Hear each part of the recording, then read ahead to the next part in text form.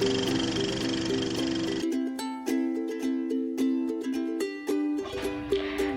pada video ini kita akan membahas tentang simbiosis.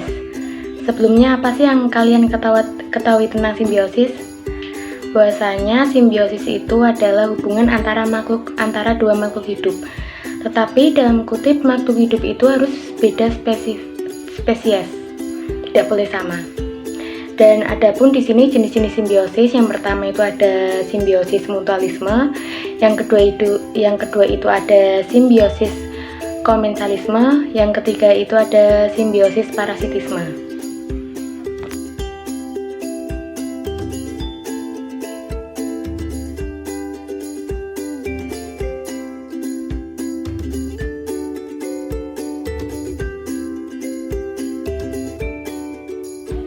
Yang pertama itu ada simbiosis mutualisme.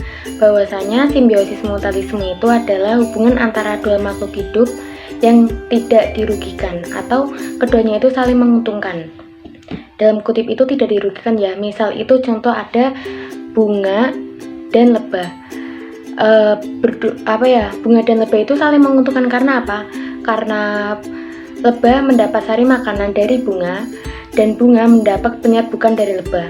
Adapun contoh lainnya itu seperti burung pelatuk dan mamalia, yaitu burung pelatuk itu mengambil biasanya kan nempel ya di atasnya itu hewan mamalia, biasanya kerbau, contohnya itu kerbau. Burung pelatuk itu bisa mengambil kutu yang ada di kerbau itu, parasit yang ada di kerbau, dan dengan itu kerbau itu juga diuntungkan dengan ia mendapat dibersihkan dari kotoran-kotoran parasit itu.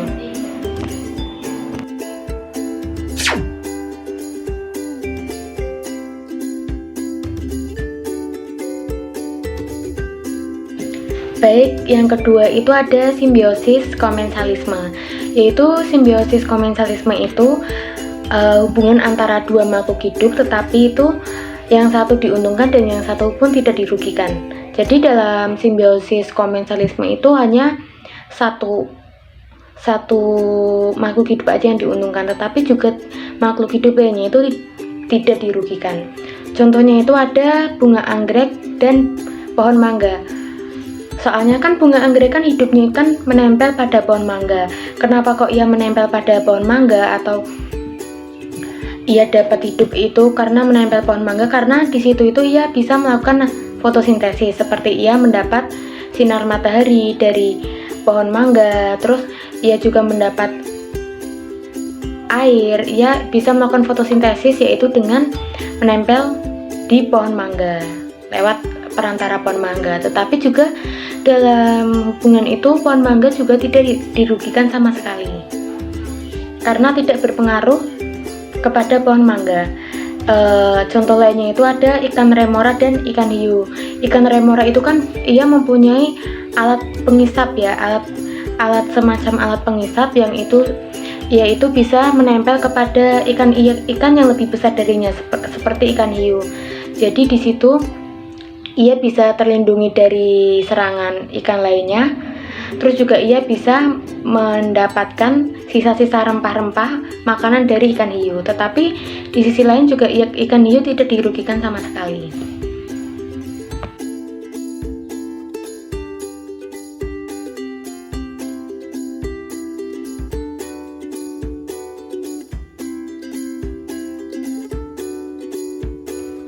Selanjutnya yang terakhir yaitu simbiosis parasitisme. Jadi simbiosis parasitisme ini yaitu hubungan antara dua makhluk hidup, yang satu dirugikan dan yang satu diuntungkan.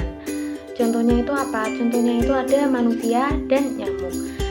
Kenapa kok kita bisa mengambil contoh simbiosis parasitisme itu manusia dan nyamuk? Karena nyamuk itu menghisap darah manusia.